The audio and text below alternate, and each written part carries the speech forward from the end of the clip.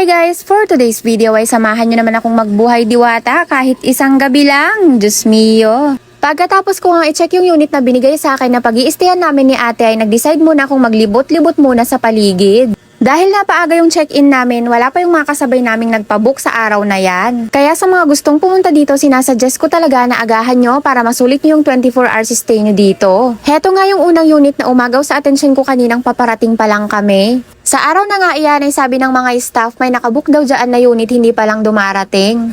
At heto din ang isang pinakamagandang unit nila. Napakalawak nga ng campsite na to guys, kaso nga lang ay hindi ko nalibot lahat ng unit. Napakadami pang ang unit sa dulo at may mga ino-offer din silang mga hotel. Heto naman yung tinatawag nilang tree house. Iilang piraso nga lang yung nabidyohan ko ng mga unit guys kasi nung time na yan ay uulan at aaraw. Medyo hindi nga maganda yung panahon nung time na nagpunta ako dyan. At heto pa ang isang nakapukaw sa aking atensyon.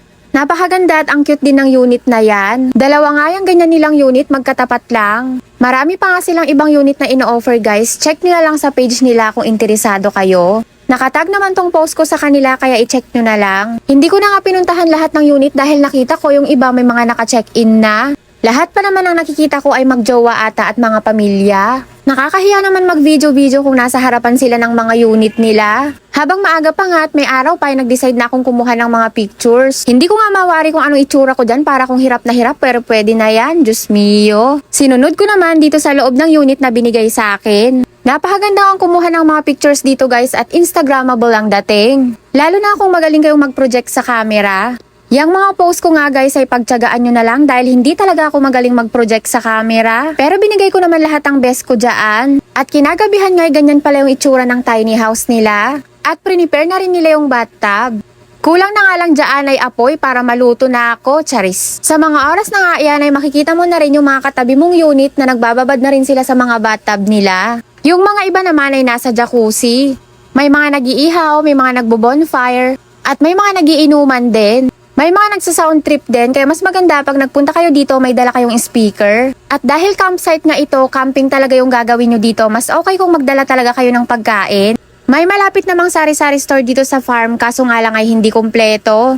Dahil na din siguro malayo yung bayan dito sa lugar nila. Pwede naman kayo magluto dito guys dahil may kitchen naman sila at nagpapahiram din sila ng mga plato, baso at kutsara. Pagbigyan nyo na lang ako guys kung feel na feel ko nang magbabad dyan sa bathtub nila. Napunta na nga ata lahat ng mga libag ko dyan. Diyos mio. I-enjoy ko na nga ito dahil minsan lang to at sigurado bukas ay back to normal na naman. Feeling prinsesa ako ngayon pero bukas ay nakaabang pala ang madaming gawain. Diyos mio. Pero heto talaga ang katotohanan guys, napakahirap nang i-push yung mga bagay na ganito. Lalo na kung isa ka ng nanay at may mga anak ka na at napakadami mo na ding responsibilidad. Buti na nga lang talaga at napaka-supportive ng asawa ko sa akin at saka si ate ko din. Nag-absent pa siya ng 2 araw para lang dito.